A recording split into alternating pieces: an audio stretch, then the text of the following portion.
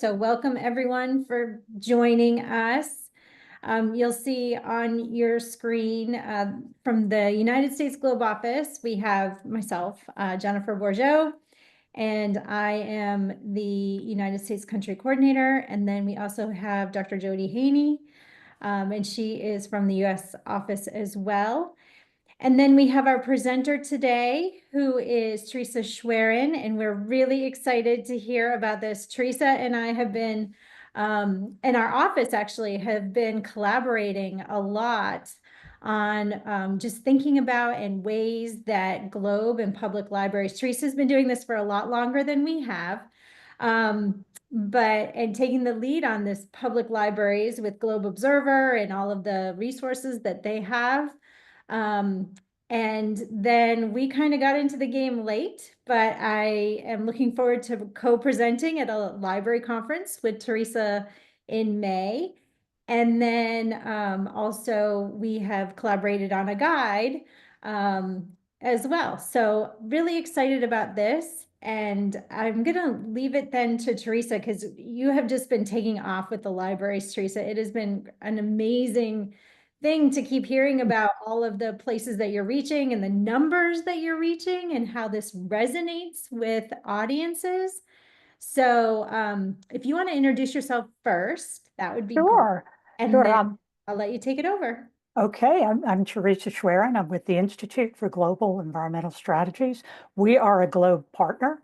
We also have a project on PI of the NASA Earth Science Education Collaborative, which includes Globe Observer. We have our Globe Observer lead here, Holly Cole, and Kristen Weaver, our deputy lead for Globe Observer, and other NESIC team members on the call. So the work I'm doing with libraries, there are a lot of people that have contributed to it, so I can't take all the credit for this at all. But one thing I wanted to mention, most people know me through my NASA work.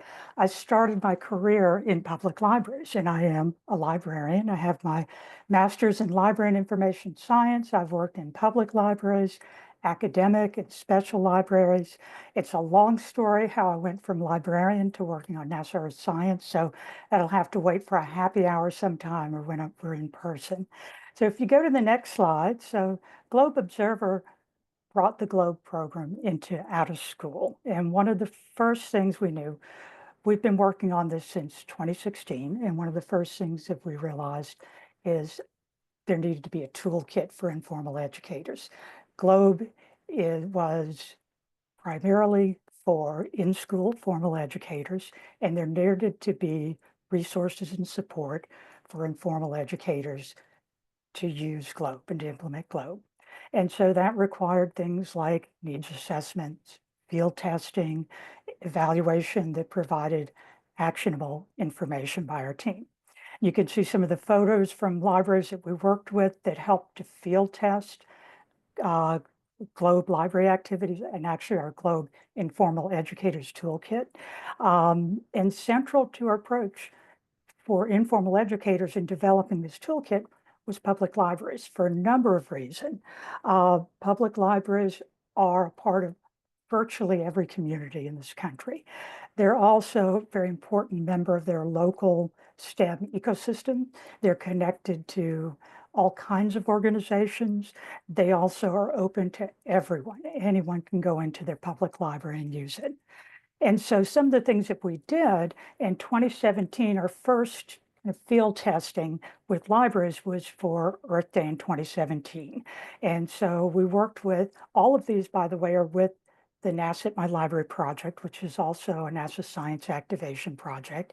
And they helped to connect us with their network of public libraries.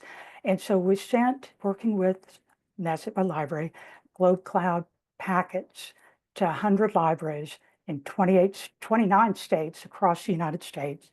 We got feedback through evaluation surveys, and our evaluator, who was Ann Martin at the time, many of you know, she ran focus groups with some of the librarians. That got folded into our approach in developing the toolkit. In 2019, we did a deep field test, pilot testing with 7 libraries in across the United States. They were in 7 different states, different areas across the country who provided honorarium for them to field test 10 activities from the toolkit. They had to use each activity in at least 2 programs. Some did more than that, and fill out evaluation surveys about how easy they were to use, how engaging they were to use, what challenges they had, how well prepared they felt using them, and gave us a ton of feedback, and particularly how they put those activities together to do programs. And so that rolled into updates to some specific activities. And then in 2020, we had a summer science library kit. That's when COVID happened. And our friends and colleagues at NASA at my library said, we need to do something to help public libraries. So one of the things public libraries do is they help to stave off summer slide. A lot of students who kind of slide, they have no enrichment programs, no school programs in the summer.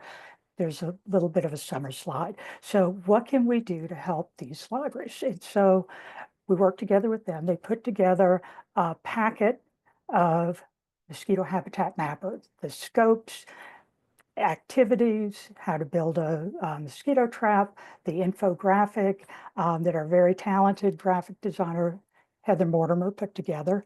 And they asked libraries, they put out a survey, they could pick up to 600 of packets. And they distributed over 8,800 take and bake bags to 49 libraries across the United States. And they distributed them through food banks, through curbside pickup, through local schools, even shopping malls. So they are out in their community getting this out there. And at 2 years after that, I was at the American Library Association at the NASA table, and one of the librarians came up and she was looking at her stuff, and it was some of the things that we had in the kit. And she went, I got those kits. They were great. It was such wonderful affirmation for what we do.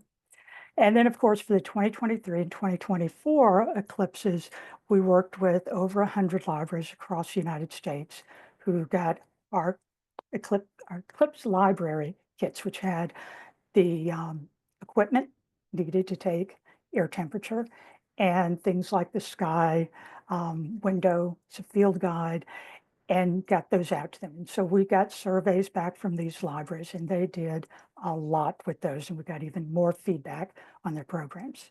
So if you go to the next slide. So some insights across all of these things that I wanted to share. So there are all kinds of libraries, from small one building library up to huge library systems, like Los Angeles Public Library has over 70 branch libraries. And they are using Globe in a wide range of programs, program types, audiences from little kids to seniors, and duration. Some are 1-hour programs up to things that are ongoing programs or longer. And they plan months in advance. So they've been planning for a couple of months now for this summer's program, but many of them have found ways to work Globe into existing programs. So whether it's their summer reading and learning, after school clubs, Citizen Science Month, community gardens, photography clubs, all kinds of ways. So having NASA as a connection was a huge motivator, big motivator for participation, both the librarians and their patrons. And some of the things that they told us that they needed, subject matter experts, resources that are flexible and easily adaptable, and models, examples of how libraries use Globe. There's several other things. There's things that are now in our toolkit, including things like background information. They wanted short videos, lots of really specific things, but those are kind of the 3 big things that librarians are looking for.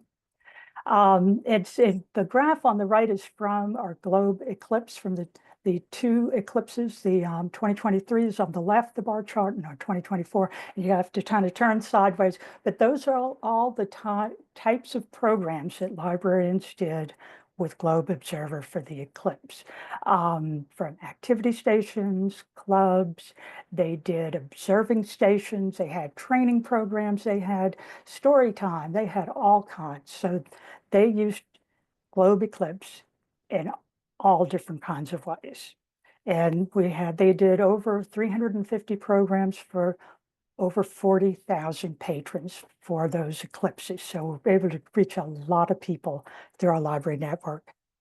So wanted to mention some of the national networks that we've worked with and leveraged. NASA at My Library, which is one of the other science activation projects. It's by the Space Science Institute in Boulder. Space Science Institute has a StarNet Libraries network, which hundreds and hundreds of public libraries. They have a community of practice. SciStarter has a network of libraries who are specifically interested in doing citizen science. And of course, the American Library Association is kind of the equivalent of the National Science Teaching Association for libraries, several different chapters in ALA for different kinds of libraries, public libraries, school libraries, academic libraries, on and on. The other thing not on here that I would suggest if you're interested in starting to work with libraries, start local. Reach out to your local public library to see if they're interested. Every state in the United States has a state library, and their role is to support libraries in their state. They distribute materials to libraries. And I don't know if every state, but most states have a library association, a state library association. And Jen mentioned earlier, she and I are going to be presenting at the Massachusetts State Library Association in May, and we're excited about that. If we go to the next slide. So the toolkit, and a lot of people contributed to this. Holly is on the call, Kristen, Andrew Clark on my team did a lot of the computer design work. Heather Mortimer is a graphic designer and also an informal educator. So a lot of talent went into building this toolkit. Some examples of the activities and the link to where you can go to get to that. And you go to the next slide. Wanted to talk briefly about our Globe Observer library guide. That's also in the toolkit. If you go directly to the link here, observer.globe.gov/libraries, or on the website, there is a navigation for leading a program. If you go to that, you can go to sections for any of the 4 tools, but there are also guides. There's one for camps, and I think Tina Bollinger might be on today, who developed the camps guide. We have one for libraries. There's one for 4-H and clouds, and you can find those all under that leader program. But in the Globe Observer library guide section, we've got samples of library programs. That's one of the things specifically librarians asked us for, and you show us how people have used Globe in their programs. So if you go to the page and you click on clouds, mosquito, land cover, trees, underneath it are links to and short descriptions of library programs so you can see how libraries have put that together. And one of the things that's also there are links on the page to 2 guides. One is the Color Our World guide that Jen's group developed, and I collaborated with them on that. Was really excited about that. Color Our World is a theme. There are 2 big summer programs in libraries. One is a collaborative library summer program, and the other is iREAD, and they serve different states. State libraries purchase the guide for that year's theme, and then they distribute it to libraries in their state. That's another way the state libraries support libraries in their state. So Color Our World is a theme for 2025 for CLSP, and the theme for iREAD, and it's not just reading, it's learning, but their name of their program is iREAD, is Level Up at Your Library, and that theme is related to games and puzzles. And so we've got collections of resources, the two guides to support those 2. Excuse me, my voice has been going in and out today, to support those 2 themes. And so if we go to the next slide. So I'm just trying to talk about 3 activities that are in the iREAD guide and how libraries have used them. And these are things related to games. And we'll start with the mosquito habitat mapper. And so many of you have used, if you haven't, I invite you to use a mosquito habitat mapper and see when mosquito season starts in your area. And so there are four things basically that you do. You look for and identify places water's collected, containers where water's collected, and whether or not mosquito larvae are present. And if you're able to eliminate that water. So getting rid of standing water helps to make your community safer. To getting rid of a place where container breeding mosquitoes could breed and potentially disease carrying mosquitoes. You can also use a clip-on scope to magnify the larva and walk through a key to see if you can identify if it's one of three species that are medically important, so Culex, Aedes, and Anopheles. So we've got a game called Habitats and Hideouts that helps to, if you go to the next slide, helps you to learn about those different places where water collects and mosquito moms can lay their eggs.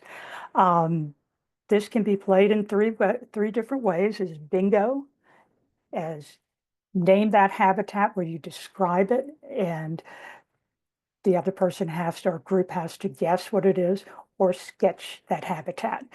And it started out as Zika Zap Bingo, and our library piloting had it evolve into this. One of our librarians contacted me, who was one of our field testers, and said, you know, uh, we can't play bingo in our library because we're a government building, and I know you're not asking us to gamble, but bingo is on the list of things that are gambling and you can't do it. I would have never, even though I've worked in libraries, I would never have guessed that.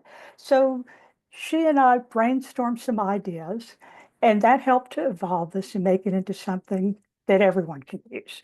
So we've got the link there. You can download PDFs of an activity guide, the playing boards, call sheets, or slides. And if you go to the next slide, I'm going to get a drink of water real quick. And to share some variations on doing this activity. And one is a scavenger hunt. And our colleagues, Los Angeles Public Libraries is one of our partner libraries.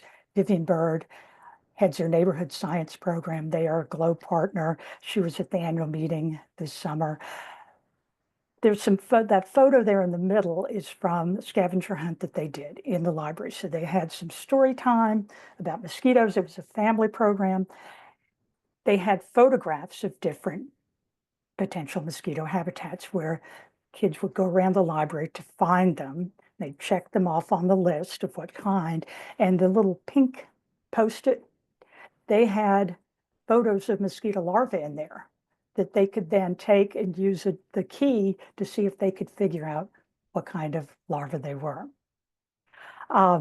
We've had people use it as a walk, where they use a call sheet to search for potential habitats. The picture on the very first slide with little kids with a sheet outside running around, that's what they were doing. So Florida Library, they were doing that with part of their program, with their program for children. You can also couple it with other resources. This is one thing librarians have done. The Zika comic, very popular, good for all ages. One of the things they also have with Zika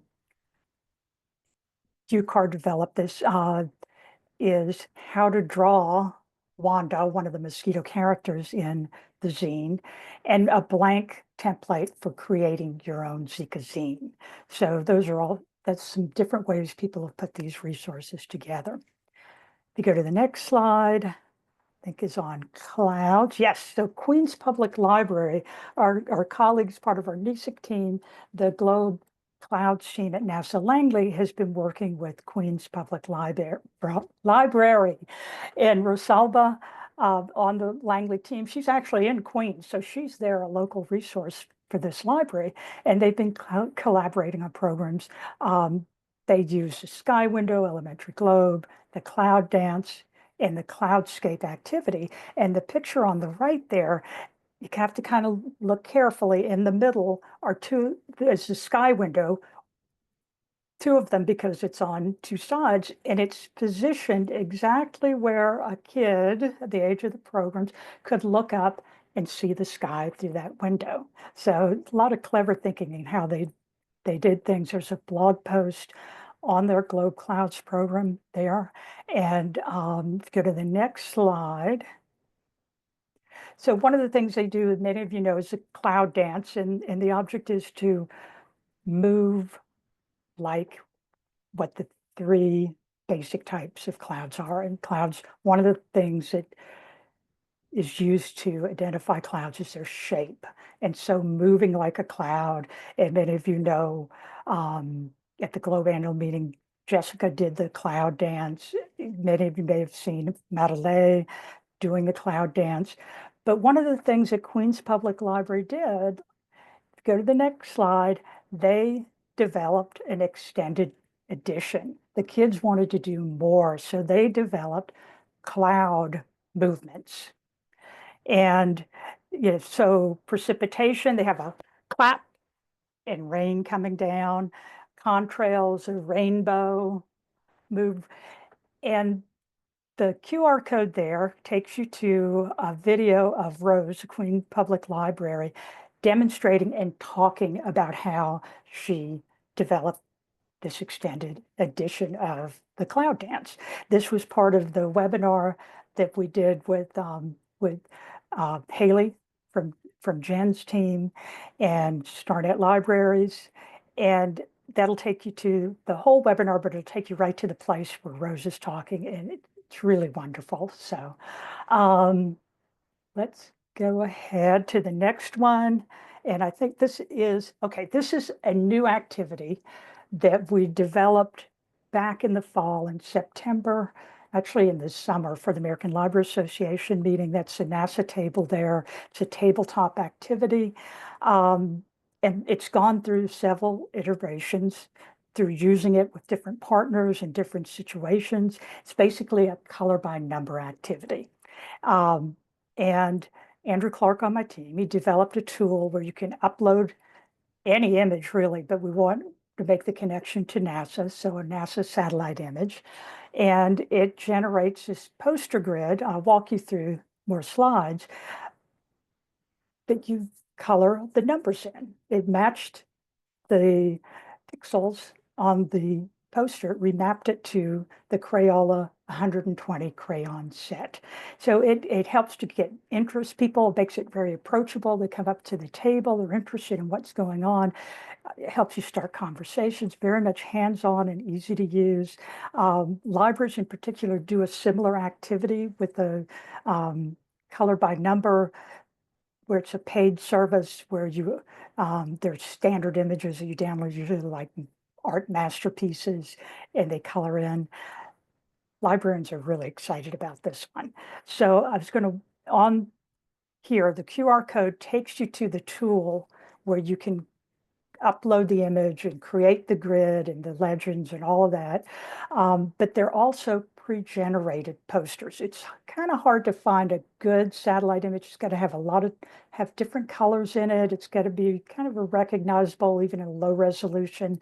So we have maybe a dozen showing locations across several different states. So go to the next slide. I'll walk you through. I'm going to the pre-generated posters page. And so you can see on the left, there's an image of Cape Cod. I cannot read that small print, but there are different locations, and underneath each one is a link to all of the files that make up the activity. You really only need two things. You need the grid to color in and the legend, the color legend showing what colors are used in the poster. So if you go to the next slide, it'll show you in a little more detail. So the background takes you to we have the background URL where you can learn more information about the image. And if you go to the next slide, that's from the Landsat Image Gallery. This is the original color image used for this activity. And if you go to the next slide, this is what the pixelated, low resolution, little Minecrafty looking, but you can kind of start to think about what those features are in there. This one is Kitty Hawk, North Carolina. I've used it at 3 different activities in North Carolina. A lot of fun. If you go to the next slide, it's actually the in-between. The next slide is the in-between image that's kind of in between. The first image was the original image. Then this image is generated that's mapping that image to the Crayola colors. And then the pixelated one that was on the last slide, that's the final image that's generated. So then if you go to the next slide, it includes the legend with the colors and the numbers. So where you see the square 41, you color in manatee and so on. And if you go to the next slide,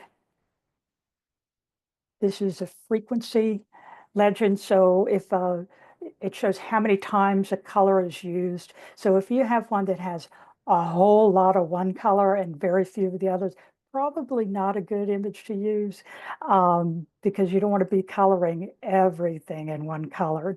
Not so much fun.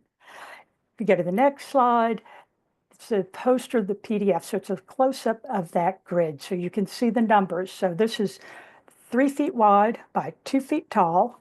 I found different places to get them printed. You know, there's always a commercial print shop. I have a library card for a university local library, and they print large format things for like $4. So there are lots of different ways to do this. So that's a 3 foot by 2 foot. Andrew also created, if you go to the next slide, you can print it on pages. So you can, this prints it out. It's a PDF in 24 pages.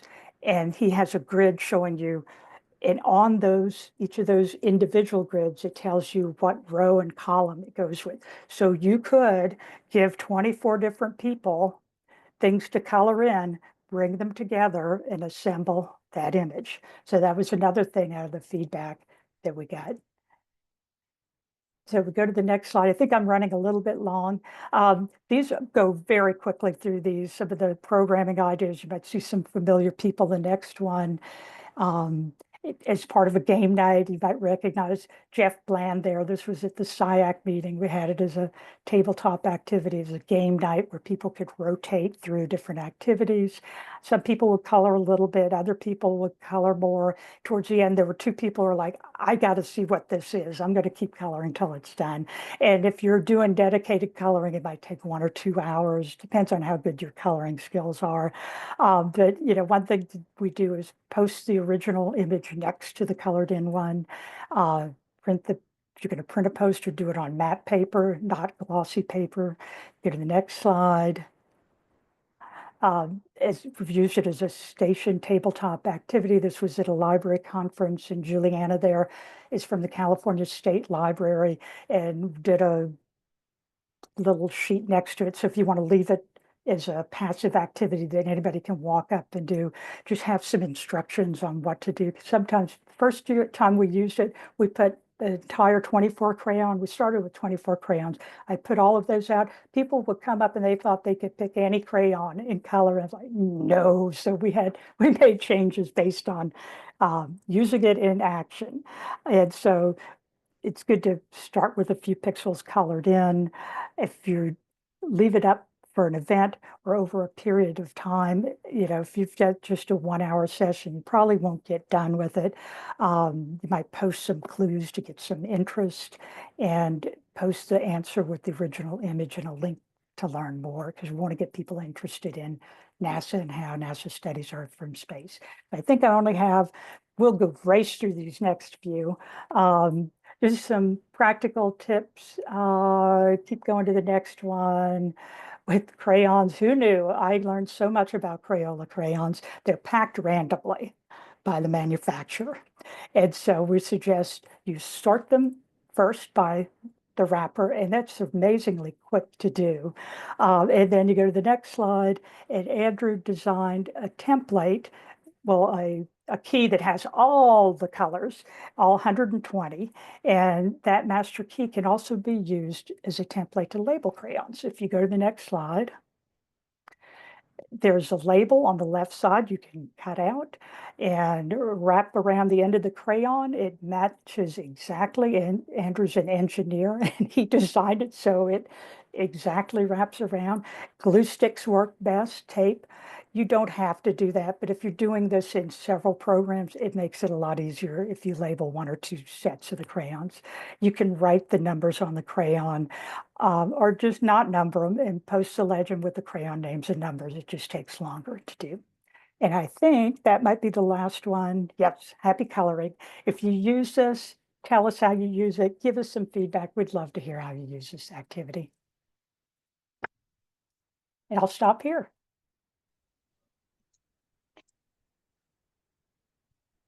I'm gonna unmute. There we go. That is great. There's a couple questions in the chat. John Olguin was peppering us with questions.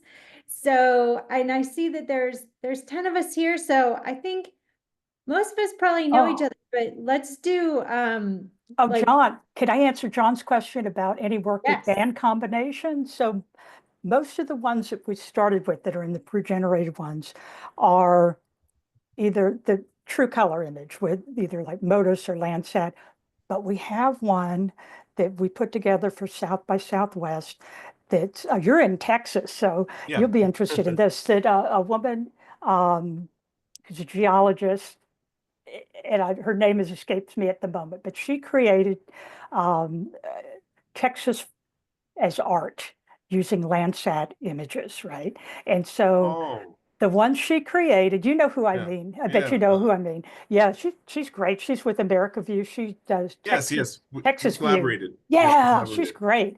So one of the images on the pre-generated images is Big Bend Ranch State Park, Mhm. and it uses two of the infrared bands from Landsat and the green band, and then she took it into another program to play with the colors and make them very vivid.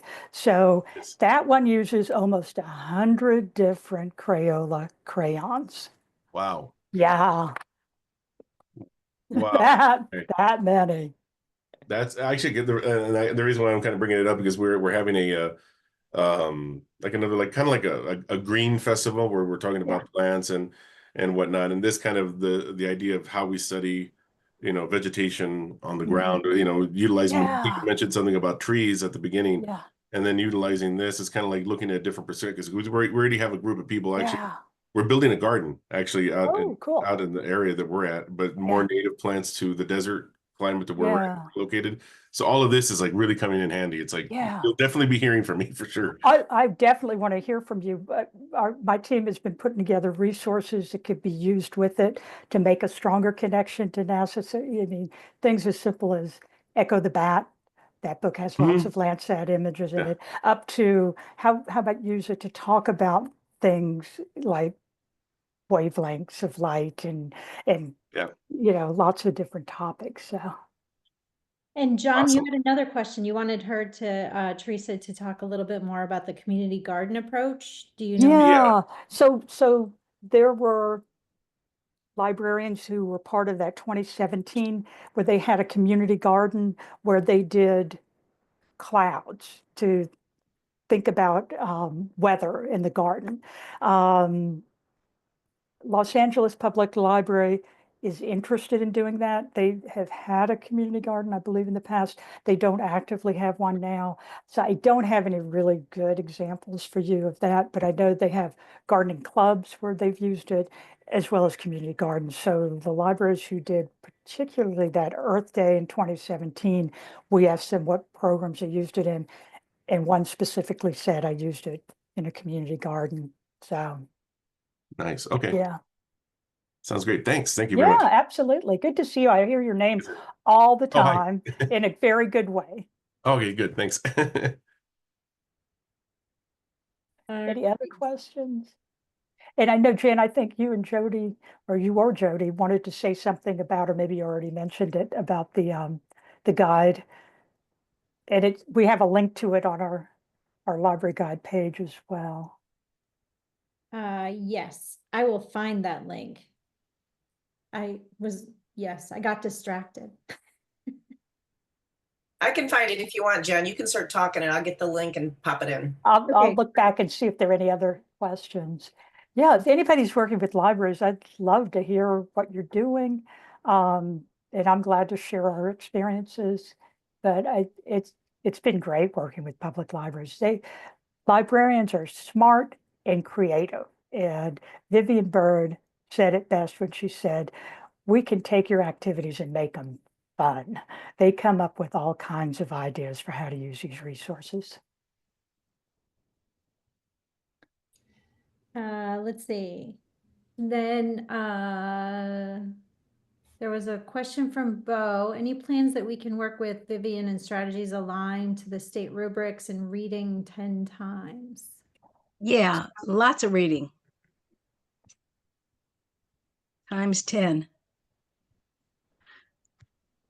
We with the K through 4 grades, I think the storybooks seem to be a really great place, at least to highlight reading with those K through 4 elementary Globe ones. I mean, those are the things that we've tried to highlight, I think, in our library guide. So And in the Globe Observer toolkit for informal educators, for each tool, there is a list in WorldCat of books related to that topic. So we purposefully used WorldCat, not sending people to commercial source, but WorldCat will also tell you, not always, but if there are libraries near you that have a particular book. So it was an easy way to put together lists. So we've got collections. That's one thing librarians ask for. Can you tell us book list of books that you recommend we use or suggest we use?